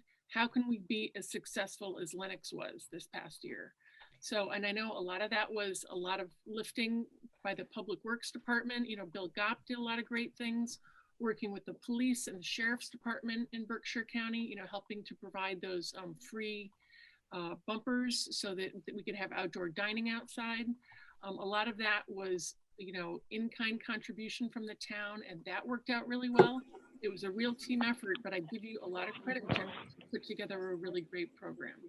So I mean, I appreciate your explanation, because it really shows that you've put a lot of thought into this. Thank you. But it really was a team effort. I mean, you know, Bill, Darlene, and I talked multiple times each week, and just, I mean, and we just, and Gwen too. I mean, Gwen's like my sister from another mother at this point. Like we, you know, so we, so we've just really figured out. We've really. The point is that we've really figured out, you know, it's a while to, you know, gain back the trust of, you know, what was lost, and prior years. And I really feel like we've got momentum now, and I just want to keep riding on that. And we can only be better this year. I mean, things are going to be better this year because COVID wise, we're much smarter, and there will be, people will be vaccinated. So I still, anyway, so that's where we are. I don't know if we're going to be able to do apple squeeze. I mean, that still hangs in the balance. I mean, the fear from me is bringing too many people to the town if not everybody's vaccinated, but that's a decision for later on. So, but that cuts into my income too. So it's like, that would be $10,000 of net income that would come towards us, but I can't count on that right now. So. Can I jump in here? Yes, go ahead, Ed. please. I gotta be honest with you. My head is spinning right now. I mean, I'm listening to you go, you're explaining all these things, and I read what you proposed, and I don't see any detail. I don't see any real plan. I mean, you're coming in asking for basically a 20 to 25% increase in your budget without a whole ton of detail. And I don't know how I could say, oh yeah, let's do this because we're going to have an art walk. Last September we talked about this, and we decided we needed more information. And I think a couple of selectmen were supposed to get together with you and really understand it. And I never heard back about understanding it. And I look at this that you gave us, and I don't understand half of it either. I mean, what are influencers and stuff like that? I don't get that. And I'm just nervous that, we're worried about the school coming in and at the last minute and with a budget increase. And now we're coming in with the Chamber of Commerce with a 20 to 25% budget increase without, in my opinion, and I'm only speaking for myself, a whole ton of data to back it up. I'm just feeling. Well, I did provide, in addition to this, the file that had all of the 15 articles that were that we got as a result of the PR initiative that we did, and that reached something like 240 million eyeballs. So that was for 30. Open it on my computer. I don't know what it was. I couldn't open it. Could anybody else? Well, I can send. Because I couldn't open it either, so I had her send them to me individual. I'll pass mine along to you as well, and everybody else. Sure, I can send a link to everybody. I sent it anyway. Okay, and but I mean, I didn't. This is the marketing plan. I can send the breakdown of like I just discussed about the breakdown of the $25,000 and where it's being allocated. But in putting together this plan with Mindy and Christine, who really have an understanding of it, and the voice of the finance committee, we just felt that, I mean, this was sort of, I thought it was a fairly comprehensive presentation, but I apologize if it's not. If I could just jump in, if that's okay. Is it appropriate to jump in? Please, go ahead. All right. So Mindy Moore, 80 Pine Knoll Road. I guess I'm wearing a couple hats here. So as somebody from the town, also on the finance committee, and also having one of the largest industries that actually really benefited from everything that Jennifer and the team did. So one of the things I think that maybe Jen we could assist in articulating a little bit better. I know that when Christine and I have spent lots of time discussing the chamber budget, I think one of the things that we could articulate better would be the amount of revenue that was brought in. So not only the amount of people that came into the town, but just the amount of revenue that from sponsorships, from the art walk, also from the trees that we did. I think that would maybe help to look at it in a better way. I know that on the end of the second page, the grid was added as to what the event net income was for each of them. So I think that would that be helpful if we were to present that in a different way. Because having looked at it, some sort of data to see where, why money's being spent and what money's being made and all that kind of thing. I mean, we struggled with this tourism thing since I've been on the Board of Selectmen. Years ago, even before I was on the board, the town spent lots of money on different things, Lenoxology and all kinds of things. And then we started talking about, we were doing some kind of Facebook ads and banners and things like that. And Dave will remember this because I think he's the only one who was on the board at the time. But we said, you know what? We're the Board of Selectmen. We're not professional advertisers. We don't know this. And I don't know it any better now than I did then. So we said, what we're gonna do is focus on making this town look and act as good as we can do it. So we put a lot of money into the town, fixing the parks up, hiring people to keep the parks, the grounds around town all fixed up, the school department, the fire and safety departments in case somebody wants to move here. Those are big selling points. But the town really stepped up and we said, we're not advertisers, but this is something we can do. We put tons of money into this and we still put tons of money into it. And a lot of what happened last year, I know Jennifer, you did it, the chamber did a whole bunch, but the town of Lenox instituted a lot of that stuff. And there's a lot of thanks that should be given to them. And I think that's what we're missing here is the fact that the town of Lenox gives an awful lot to the chamber, an awful lot. Instead of just writing a check, we do an awful lot for the chamber and for tourism and for getting people into town. One of the bullet points on here was build it and they will come. That's what we did. That's what our attempt was. We tried to make the town as nice as we can make it so people will come here. And we have to partner with the chamber. You have to do your job now. We're doing our job in that respect, I believe. And I think we all have to work together at it. I totally agree. I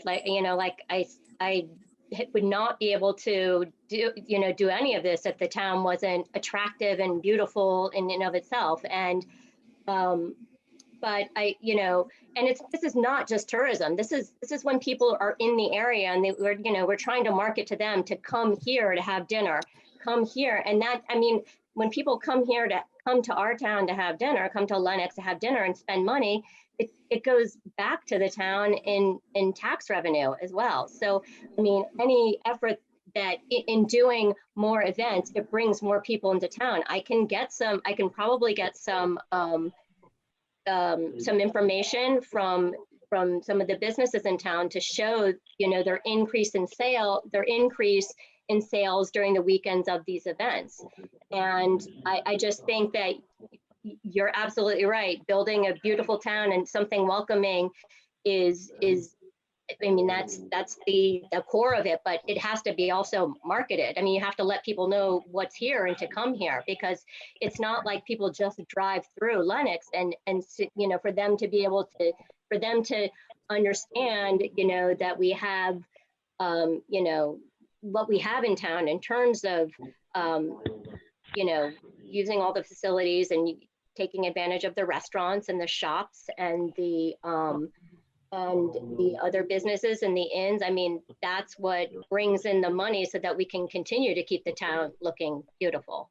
So, I just, my role, as I understand it, as the chamber, is to market the town, bring as many people as, bring people to the town. And in the long, and, the end goal is to have them, one of my points here is to bring people to not just see this as a vacation spot, but as a potential spot to move to, and that roots here.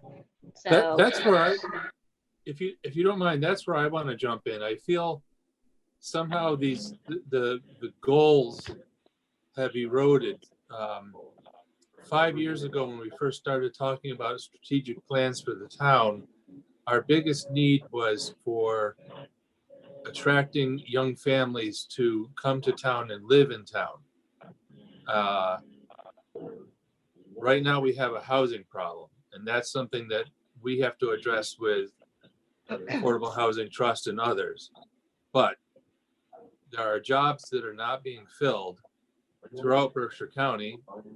Some some in Lenox, but arguably many in other parts of Berkshire County. But we want to be the town, since we have such a great school system and such a beautiful town that people choose to live in.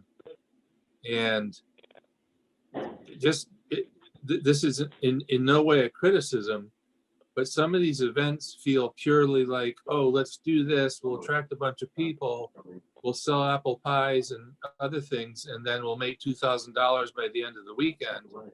And it's just sort of like a money-making venture, and people happen to come to town, and it sort of misses the point of selling the town as a place to live in the Berkshires.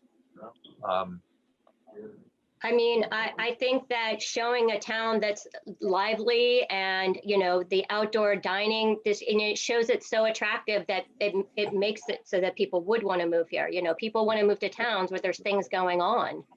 And, a lot of, these things, the Lenox Love Music, I mean, that was for our locals. I mean, that was for, the people that were here, our second homeowners, and, to still have some live music, because everybody was starving for it last year. And we didn't make any money off of that. That was, something that we put together to make the town, to have people come to the town, come to town on Sunday afternoons and, come during the dining hour, and making, the dining experience that much better.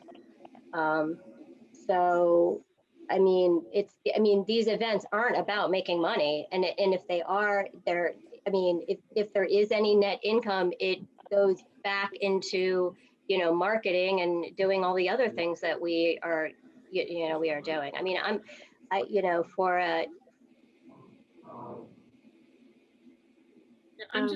gonna jump in again. Christine Cass does have her hand raised Go ahead. from FinCom. What are we saying? Thank you, Gwen. If I could just jump in here real quick. I'm Christine Cass, 8 Maple Street. I've been working with Mindy and Jen on behalf of the Finance Committee. And I just wanted to add one point to what Jen has been saying about the events that she's been hosting. And I think that the piece that resonates most with me, particularly over the last year during COVID, was the community building aspect of all the events that Jen hosted. And, often we see these events as a way to just drive tourism dollars and restaurant meals and hotel tax. But I think that there's also a real value of these events to the residents. All of the work that Jen does with the community center and with the library to do things that all of the residents can enjoy alongside people who are coming to the town to enjoy the restaurants and shops as well. The Halloween events that they did, the trees that my daughters loved walking through town to enjoy. And so I think there is a real community building aspect to the work that the chamber does that's valuable to not only the residents, but to town as a whole. And I'm just going to jump back in here and say that it's not a one-for-one, spend to get a family to come here. But over time, you've got people who are coming to town, who are experiencing these things, who are coming up to, get out of the city and maybe hike with their partner or their friends. And then maybe in 3 or 4 years, they get married or settle down. And then they go, remember Lenox? Remember all the fun that we had hiking? And, they've got Tanglewood in the summer. Maybe we should check out that place. Maybe we should live there because they've got great internet Wi-Fi. We can work, we can do our jobs remotely. It's not necessarily a one-for-one. And I'm saying that because I'm one of those people. I used to come to Tanglewood as a teenager with friends who had lake houses in Otis and Beckett. And when it came time to look for permanent position, there was a job in Pittsfield. So it's not necessarily, a one-for-one, but it builds community. You see the kids running around in town on these weekends and having a great time. There's low crime. It's lovely. You can breathe the air. There's not a lot of traffic. So you have to think about it over time. You might not see a dollar for dollar payoff. However, we did see an increase in the tax revenue that we gained in the fall. We had budgeted for a $519,000, tax abatement from the Department of Revenue, and we got $540,000 back, which nobody was expecting. So the pandemic did work out for us a little bit. And I can't say that year over year that's going to happen, but we've started a good trend. And I think that the chamber is moving heaven and earth to try to help this happen.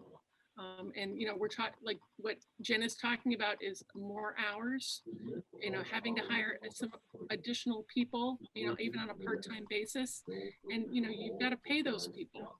So I don't think we're asking for the moon here. I don't think they're asking for the moon. I think they've justified their request very well. Go ahead, David. Thank you.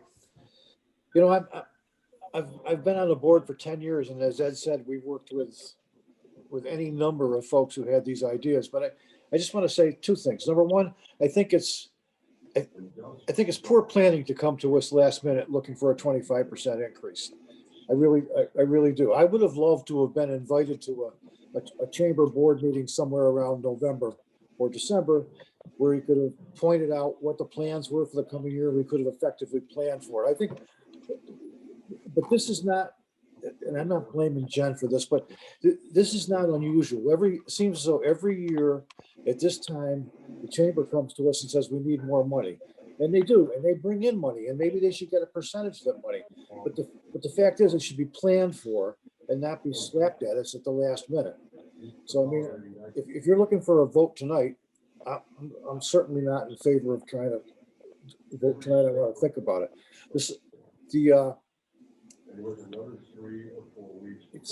The chamber has done a lot more in the last few years than it has in the past. I think it's cohesive. I'd like to see some letters of support from the board of the chamber. You have a really good board, people who have worked in town, people who know the town. So I don't know where this is going, but I've got to think about it for a while. And honestly, I've been on 5 phone calls in the last 6 weeks with the Williamstown Chamber of Commerce in every industry area, in health and wellness, retail, their restaurants. Every meeting, someone at that meeting says, we want to be as successful as Lenox. We want to do what Lenox did, because they're doing it right. Their town helped them get their chamber stuff off the ground. I said more than once in these meetings that it was our DPW, our police and fire safety that helped get, those free barriers from the police department. It was a town effort. And the chamber, reached out to the Lenox Cultural District and got them involved. There is some motivation here. There is real cooperation and collaboration going on among many different actors. I can say that because I sit in the Lenox Cultural District. I sit on the Cultural Council. I'm working with the chamber. Things are happening, and things are happening at a higher level, more intensely than they have in the last several years. And I don't think that this is an unreasonable request. I think it's been well justified. I have to say too, I think our cultural district has been so successful as a very new cultural district, and it's largely because of the chamber's role. The chamber in our MOU is really kind of the active, the town plays more of kind of not as an active role as the chamber is intended to. And Jen and I are both co-chairs of that steering committee. And I don't think that the cultural district would not be as successful as it has been without the chamber. Right. They do so much. And every single project that the cultural district has done, it's been really the chamber and their staff helping to drive that. The hours that Jen and Deirdre have put in have been well above and beyond their contractual hours. I was shocked to hear that they're both part-time because they get so much done. I would like to address Mr. Rocha's comments about we are on a calendar fiscal year. So last time when I came to present to the select board, you wanted to see some of the results from some of the things that we had done. So I was our campaign, our PR campaign, went through the end of December. We're still getting, so I wanted to be able to present that in its entirety. I promise this is not something that was last minute. I've been working on this for weeks, and I just, this is where it all culminated. I mean, I just, I'm remiss that you feel that there's not enough detail in here. I mean, this to me is more detail than I have presented in the past. And I mean, honestly, out of respect for your time, and I didn't realize you wanted to see, way more detail. But I mean, I can, like I said, I can follow up and, send you a recap, and, that kind of, breaks down where the $25,000 would be going. But I just, I like listened to everything that the board has said over the last, year and a half. And, I'm speaking, I do cause a lot of people's heads to spin when I speak. I know that because I get very excited and whatever, but it is with the best of intentions. I mean, this is not just, oh, I'm going to do this. I get it. The whole Lenoxology thing, we were all burned with that, but this is not that. And I think that I've shown in the last year, in the year of a pandemic, that I take my role and my responsibility in spending the town's money very seriously. I'm not wasting it. I mean, I promise you, like, I am, I am a frugal New Englander. I don't ask for money easily, so I don't spend it lightly. So anyway, so that's sort of where I am. And Well, I certainly wasn't accusing you of anything other than hard work, and I appreciate all the hard work you put into it. The only thing I was saying was, if you look at the department heads of the town and what they submit for a budget and the detail of which they include when they submit it, I think makes it easier for us to arrive at intelligent decisions. And I think that's what Ed was referring to as well. I mean, I think if you go over with Chris what a department similar in size to yours, a small department, would submit to justify a budget, then I think that we should, if we're going to fund you as well as them, we should require you to submit the same amount of paperwork in a similar format as to what they submit.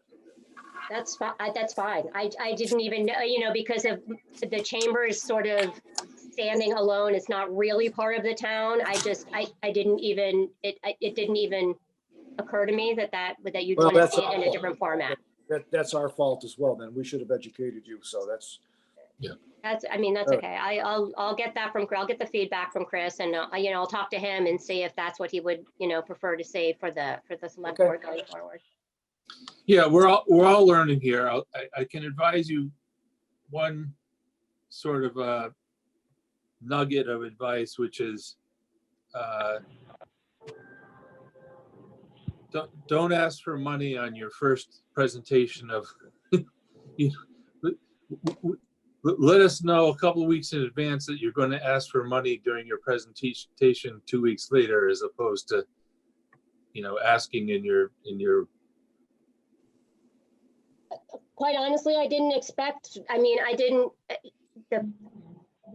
this was the proposal. This wasn't, I didn't expect a vote to be done tonight, because it still has to go to the finance committee, was my understanding. So this was the revised after the first, the presentation that I did in September. And, the board had asked me to come back with a little more, detail. So I have laid out, the events the events calendar now and, and what that entails and everything, all of the other things that go into our, you know, our plan going forward. That's, I mean, this was, yeah, I didn't. No, that's This is the understood. ask. So yeah, this is the proposal. I mean, Fair enough.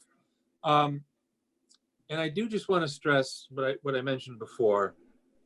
I understand that you answer to a lot of constituents, if you will.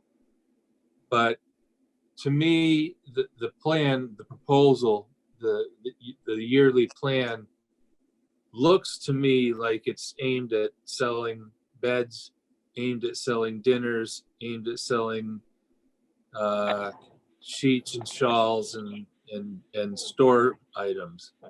And it doesn't look as much like it's aimed at having people move to Lenox, which is an overarching primary goal for us as a town. And I realize that you could argue that indirectly this is doing that by showing them what a great town we are. But we said a couple of years ago, and it was supposed to be part of our plan, why aren't we knocking people over the head? You know, people who are spending 3 hours commuting to their job in Boston, that, hey, there's a town out in Western Mass that's got the third highest ranked high school in the state. It's got, you know, one of the top bond ratings in the state, you know, the types of things that make a town stable and very safe to live in. It also happens to have some of the best outdoor recreation activities, and also happens to have some of the best cultural activities. And so that was sort of the 30-second elevator sell of Lenox. And it wasn't like we were wanting to sell another dinner or sell another, you know, piece of furniture. It was more like we wanted to sell the town to people who didn't know that such a great town existed out here when they're living outside of New York City or outside of Boston, fighting the commute every day and lacking the quality of life that we have.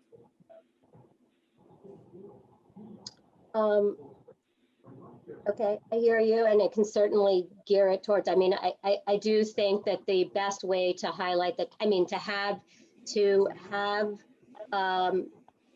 events and to have also a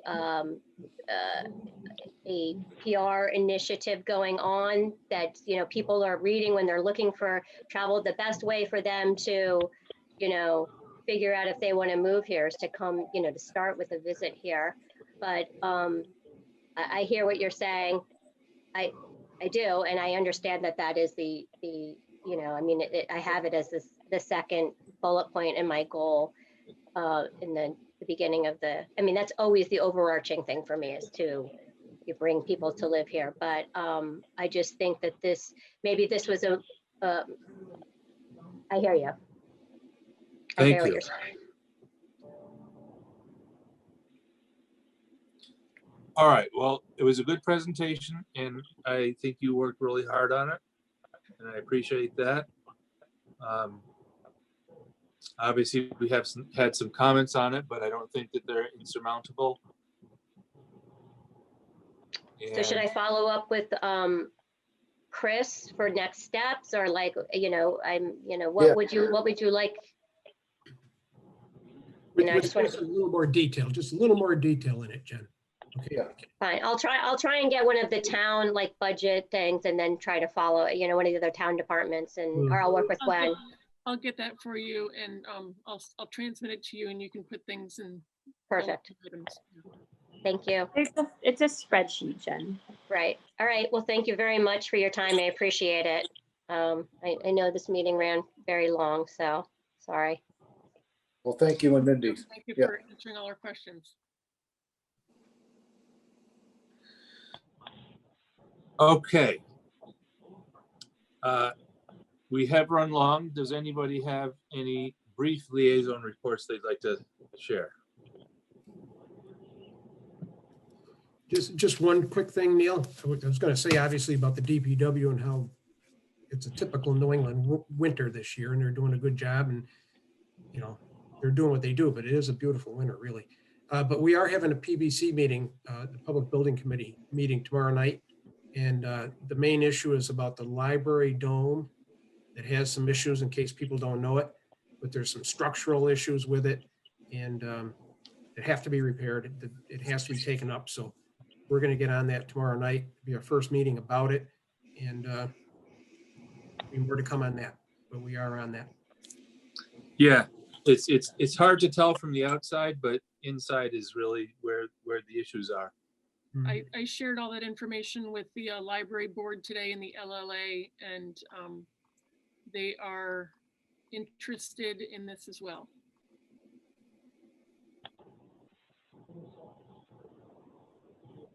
That's all for me.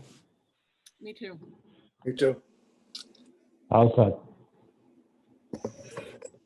Yep, I really don't have much. I do want to thank Darlene. She and I had a good conversation about the Cork and Hearth, and really, I think nailed down exactly what it means for Lenox, so that when we do have an opportunity to share our opinions, I think we're really well prepared to discuss exactly what it does mean as an abutter with our town beach. I do. Go ahead. The Regional Transportation Committee, BRTA, the BRTA contract has been folded into, from one of the 6 regional contracts, has been folded into one of 3 regions now in the state.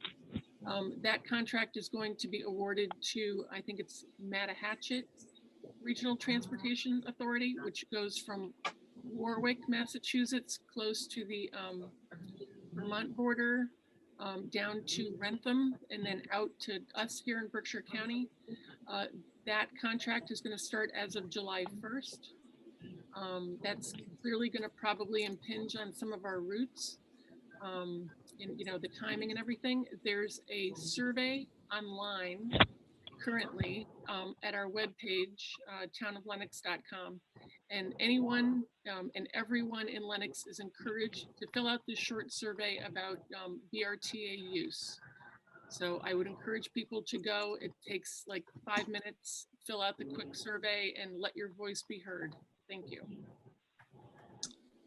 Thanks, Mary Beth. Okay. Looks like we are ready for a motion to adjourn. So moved. Second. All in favor? Aye. Aye. Aye. Aye. All right, thanks everybody for sticking it out. I know it was a long meeting tonight. I think it was valid to have it be, to make sure everyone was heard on the issues. And hopefully we'll have plenty of support during those Lee meetings.